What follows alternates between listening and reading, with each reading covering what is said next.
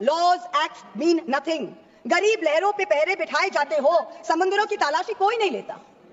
Stock market investors, corporates, small business owners have all become victims of the worst kind of tax terrorism. Honourable Chairperson, sir, Honourable Chairperson, Madam, I've been allotted 18 minutes by my party, so I hope I'll be able to get the entire 18 minutes. I'm starting my stopwatch now. I rise today on behalf of the All India Trinamool Congress to dissect and oppose the Finance Bill 2526. Albert Einstein famously said that the hardest thing in the world is to understand income tax. Similarly, we find it very hard to understand why this government's taxation policy continues to widen the stark divide between the two Indias. A Kuber's India for the elite and the privileged, and another, Vishwakarma's India, for the masses who are bearing the brunt of this government's economic mismanagement. We have just finished the spectacle of the Mahakumbh, with faith drawing millions to the holy Sangam at Prayag.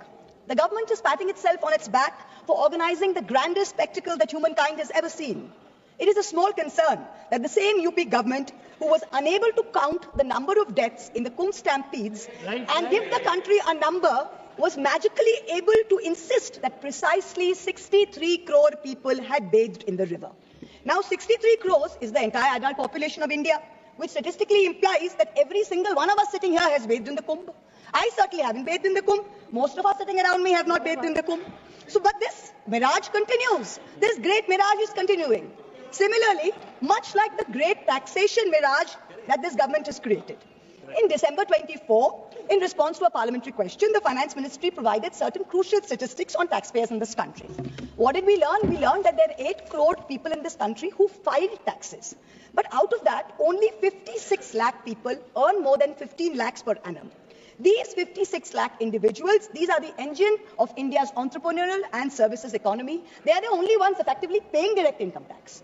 Now with the new exemption structure, those earning up to 12.5 lakhs annually will pay zero tax. Let's be clear, income tax is leviable only on 56 lakh people out of 140 crore population. Yet, we have a massive income tax department with supernormal snooping, police-like powers and unchecked discretion operating under the pretense of enforcement. What is the purpose of this? The 56 lakh people at least have a graded tax system, but for the rest of India, Vishwakarma's India, there is no relief. For the 139 crore people in Vishwakarma's India, GST is the great equalizer, but in the most regressive way possible. In financial year 23-24, the government of India collected 20 lakh crores in GST, which comes to about 15,000 rupees per person. So a billionaire and a daily wage earner both pay GST on food, on transport and essential commodities. The government has done nothing to alleviate this burden. There is no discussion on reducing indirect taxes on essential commodities, no roadmap to ensure fairer wealth distribution.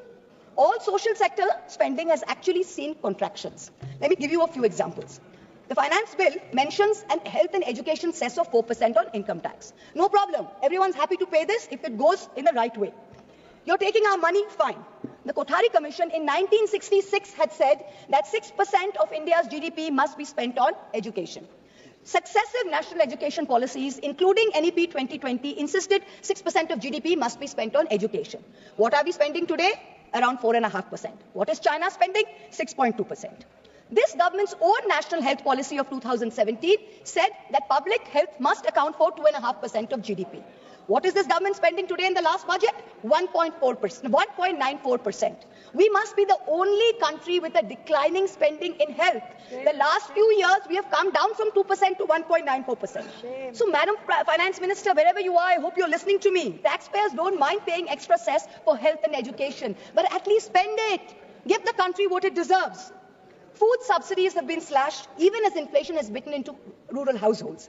Between January and December of 2024, rural inflation was 5.4%, a full 100 basis points higher than urban inflation, mainly driven by higher food prices. Manrega is still underfunded. Last year's allocation was 86,000 crores. This year's allocation is also 86,000 crores, even though there's higher demand. If you pay West Bengal its 7,000 crores, which it is due, then you are even decrease the outlay even more. This time you guillotined the food and public distribution demand for grants. There was no discussion. Yet there are certain points that everyone needs to know. This country has a National Food Security Act in 2013, which mandates that 75% of urban households and 50% of urban households must have coverage. 75% of rural and urban must have coverage. Today, 81 crore people are getting 5 kg of free rations per month by this government. This is dependent on the 2011 census. Now, the government on affidavit told the Supreme Court that we haven't had a census since 2011. We don't even know when the next census is going to be. So the government says, well, how are you going to revise the numbers? There are many poor people who are not getting rations. The new number is an extra 13 crore must be given rations. Government says, we don't know. We don't have a census. So Supreme Court says, what do you have? We have an unorganized migrant portal, the E-Shram portal. According to the E-Shram portal, 8 crore new people must be given rations. The government is steadfastly refusing to give this 8 crore people rations. Please note, these people are paying GST. They are paying GST. You're raising 20 lakh crores based on these people, yet you're not giving them 8 crores people rations per month according to the Food Security Act. Now, this kind of iniquity, I'm not comfortable with it. We certainly don't want this on our conscience. Certainly not. Now what we're talking about is that when you go to, you keep saying democracy, democracy, democracy. The Honorable Prime Minister is talking to podcasts all over the world, talking about freedom to criticize and democracy and democratic processes. We welcome it. But for a democracy to function, it is vital that its electoral processes be above board and above question. The legislative department in the law ministry is the nodal department which controls all spending for elections, for polls, for appointment for the poll members. The Honorable Finance Minister this year allocated 300 crores for voter ID cards, allocated 600 crores for election expenses, allocated 19 crores for EVM machines. But here we have an election commission that is refusing to give 100% VVPAT paper trails. It is refusing to make 17C forms public. It is refusing to give us new additions and deletions to the voter list. It is refusing to explain how duplicate epic cards are being issued in Murshidabad and in Gujarat. So spend taxpayers' money, but use it in the right way. We need some answers. Now let us examine the myth and the reality of this government's growth story. The Honorable Finance Minister claimed that India will grow at 6.5% next year. This forecast, by the way, is down from 9.2% predicted in 23-24. Just before he became RBI Governor, former Revenue Secretary Sanjay Malhotra in December warned government tax officials that they should not kill the proverbial golden goose with their demands. Net foreign inflows fell to 1.2 billion between April and December, down from 7.8 billion. Private investment is weak. Manufacturing is stagnating at 17% of GDP. Rural unemployment is 9%. Fiscal deficit has come down to 4.4%. Agreed. But that's not happened because of revenue growth. That's happened because you've cut essential spending to the poor. This is economic mismanagement, not fiscal prudence. The government's obsession with corporate incentives has only favored big businessmen, where small businesses and laborers have got hurt. You slashed corporate income tax in 2019 from 30% to 22%. Has private investment picked up? No. So who have these tax cuts benefited? Let me look at just one example. Let's not forget that all tax rules are written for Vishwakarma's India, not for Kuber's India, not for favorite businessmen. When it comes to crony capitalists, there are special rules. Please listen. In 2016, there was a rule that there can be no SEZ which has only a power plant. No power plant, only SEZ. But for a very special friend, Mr. A, this was done in Godda, Jharkhand. Mr. A received not only billions in benefits during the capex phase, but receives an ongoing benefit on no import duty for importing coal, no coal cess, no domestic supply obligation. Savings of clean energy cess were 320 crores per annum. Custom tax and GST benefits were another 2,000 crores. Now that things with Bangladesh have soured, the government has said you can sell power domestically. But have you recovered the back interest and the taxes which were meant for the SEZs? Plant was built by a Chinese contractor with Chinese equipment. Customs duty free, GST free, tax free. Not using Jharkhand coal, not giving Jharkhand power, not paying clean energy cess, and currently employing less than 1,000 people. For some people, rules, laws, acts mean nothing. गरीब लहरों पे पैरे बिठाए जाते हो, समंदरों की तलाशी कोई नहीं लेता. Stock market investors, corporates, small business owners have all become victims of the worst kind of tax terrorism. According to the last budget receipt of July 24, total income tax under dispute was 10.5 lakh crores. This figure has doubled from 5 lakh crores in 2015 to 10.5 lakh crores now in 23. So much for the promise of eliminating tax terrorism. When you're looking at the CBDT's Action Plan 24-25, it gives us data on pending appeals. It's telling us every year there are more pending appeals than appeals which are being disposed of. So what kind of dispute resolution are we managing? It is estimated that there's 6 lakh pending appeals today. The Indian IT tax department has followed an adversarial approach. It unnecessarily pursues all appeals at all levels, regardless of outcome. And all your department officials, there is absolutely no penalty on pursuing frivolous regulation. So kahin bhi kuch bhi case laga do. There's bad drafting of tax laws, different interpretations, high courts are providing divergent opinions, there's confusion. The judiciary simply cannot handle this mountain of pending appeals. More than 17.5 lakh Indians have acquired foreign citizenship of another country in the past decade. An estimated $21,300 millionaires left India in the past 3 years alone. तुमसे दूर जाने की ख्वाहिश नहीं, पर तुम्हारी शक के डर से बहुत डर लगता है. तुमसे दूर जाने की ख्वाहिश नहीं, पर तुम्हारी शक की नजर से बहुत डर लगता है. This is what people are telling this government. GST is a nightmare. You are having to wade through 100 different tax rates, including cesses. Multiple rates, ensuing confusion has facilitated an alarming GST evasion of 2 lakh crores, almost double the 1 lakh crore evasion that was there in fiscal year 2023. 18,000 fraudulent entries have been uncovered. Many more are likely. Senator Barry Goldwater, the Republican senator in the United States, famously said that the Income Tax Act has created more criminals than any other act of government. This is really proving true in India's case. Honorable Chairperson, the government's draconian taxation policies have turned our stock market into a breeding ground for tax uncertainty. Let's examine the facts. They're mind-boggling. 2004, capital gains tax eliminated, replaced by a 0.1% securities transaction tax. 2018, BJP government reintroducing 10% long-term capital gains tax. 2024, this long-term capital gains hiked to 12.5%. Short-term capital gains increased from 10% to 15% in 2018 to 20% in 2025. Securities transaction tax hiked by 60% in 2024. Corporate dividends, once taxed at flat 15%, are now taxed at slab rates with TDS. The government and the SEBI have together destroyed wealth creation in the stock market, both domestic and foreign. When you have Europe, when you have the US, you have Singapore, who are aggressively attracting investors, we are driving them away with policy arrogance and excessive taxation. Also, the new Income Tax Amendment Act contains something rather alarming in the fine print. Is the government trying to bring back electoral bonds in other shape or form? The bonds were declared unconstitutional in February 24 by the Supreme Court. And yet, in the new Income Tax Bill 25, Schedule 8, provisions relating to the electoral bonds are mentioned. Is this legislative oversight? In which case, very shoddy work on your part.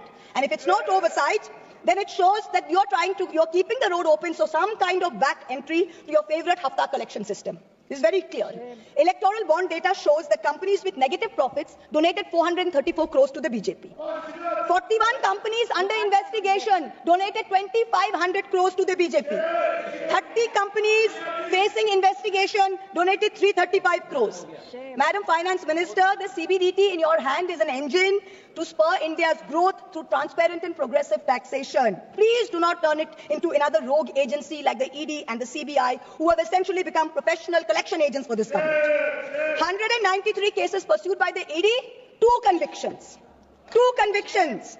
97% of ED cases are against opposition politicians. 23 of 25 switched to BJP, cases were dropped.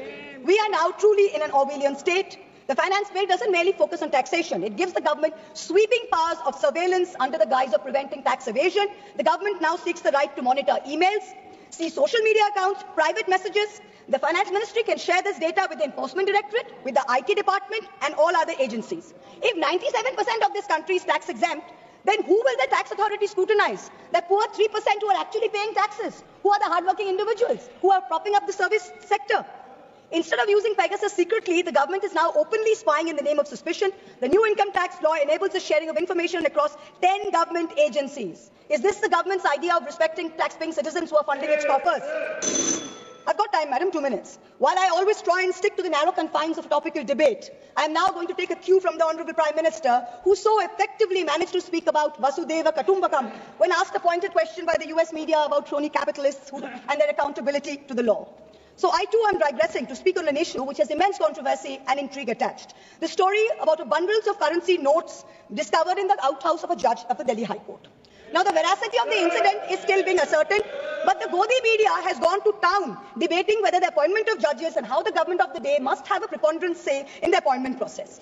We saw the Sushant Singh Rajput case suicide and how an innocent woman was vilified by the Godi media, name dragged through the mud. Same thing happened in my case. Now you see this media are trying to mahol banao. They're trying to toe the government line to suborn the higher judiciary. Someone who cannot be named in this house, who presides over a neighbouring chamber, has already added his 2 cents and said how he thinks that the government should do away with the collegiate collegium system.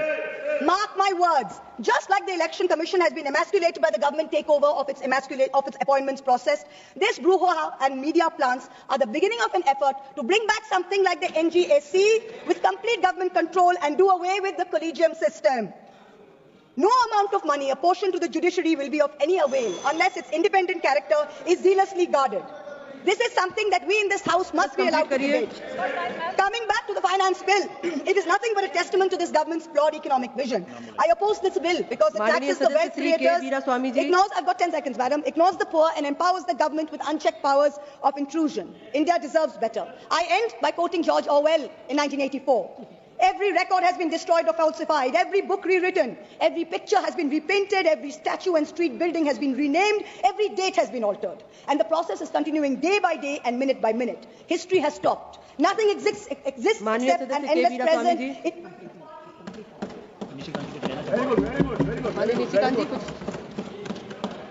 Rule है. Thank you very much, madam. Point of order है.